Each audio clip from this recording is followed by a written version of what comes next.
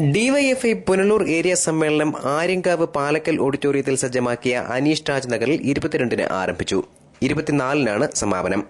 Area സമ്മേളനത്തിന്റെ ഭാഗമായി ശനിയാഴ്ച രാവിലെ രക്തദാന സേനാ രൂപീകരണം നടന്നു.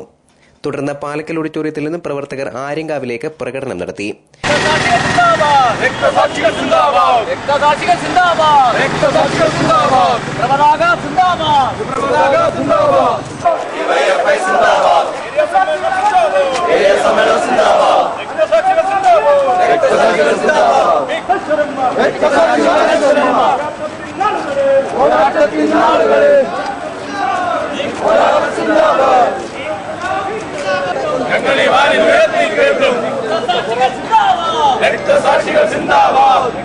DYFI area committee president TM. Shine Deepu പതാക ഉയർത്തി. പ്രതിനിധി സമ്മേളനത്തിൽ മത്തായി തോമസ് സ്വാഗതം പറഞ്ഞു.